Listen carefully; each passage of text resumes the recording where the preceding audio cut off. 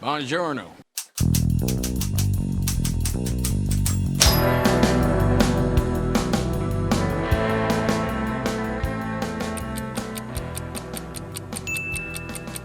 Once again, no expectations going in except for the poster and the trailer. I actually thought it was going to be in France, but it turned out to be in Italy.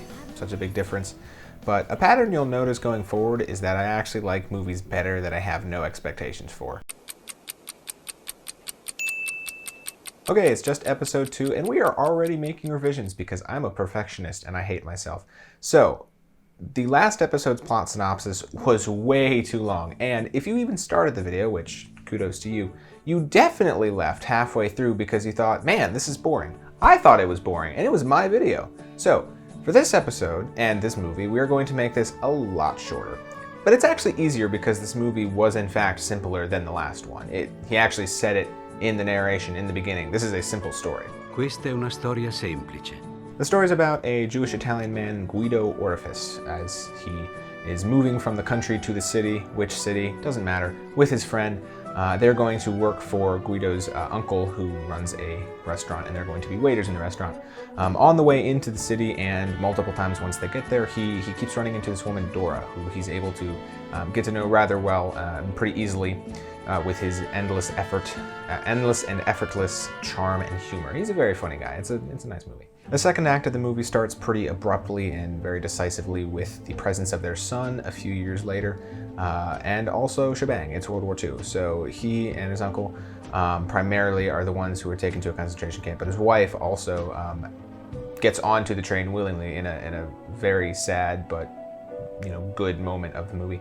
And so then the rest of the movie is set in the concentration camp with Guido trying to convince his son that the whole thing is just a vacation and a game, and if his son behaves and hides from the guards, that they'll win a prize at the end.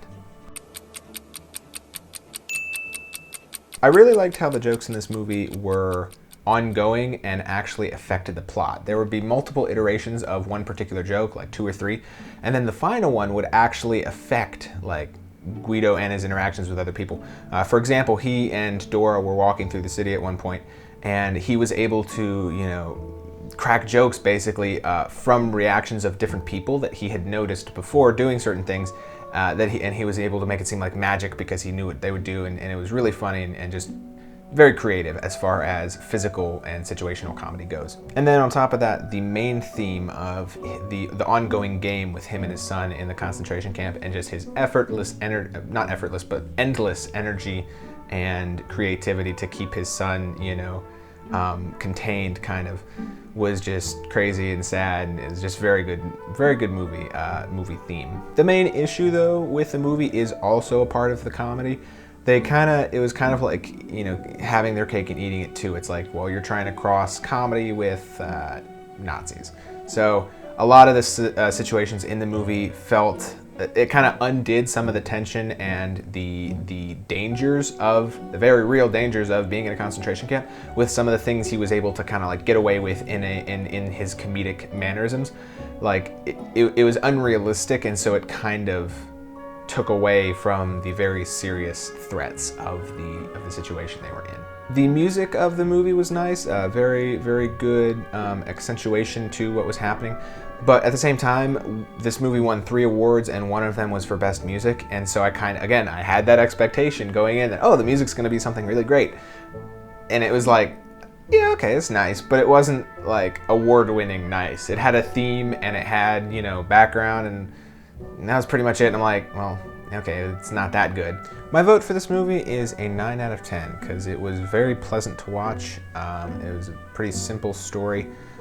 It was kind of hard to analyze because, they're speaking Italian very quickly. And so, it was just a pleasant movie to watch. And of course, it was good themes, sad ending, but just the presence of the main character, Guido, just his, constant jokes and just wonderful personality was just a great experience. Once again, if you liked this video, do whatever the heck you want. I do not care. If you didn't like it though, please comment, because that's actually more useful. That lets me know what I'm doing wrong exactly and what I can fix, because I would like to improve my craft. The next movie I will be reviewing is the 28th best movie of all time. It actually just came out last year, so some of those will come by that aren't, 30 years old at least. It is Parasite. That'll be fun. I've heard mixed reviews about that. It'll be fun to see which ones are true.